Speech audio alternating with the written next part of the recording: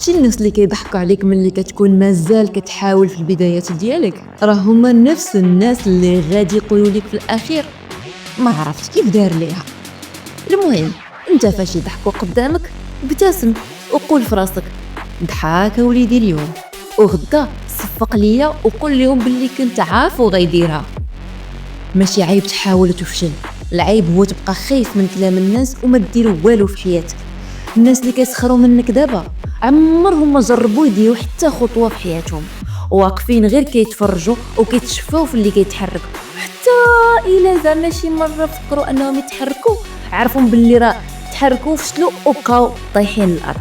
ولكن انت راك كتجرب وكتطيح وكتنوض توقف وكتكمل الطريق ديالك، وهنا الفرق الكبير. خليهم يضحكوا اليوم وغدا غادي يوليو يضربوا لك حساب بزز منهم.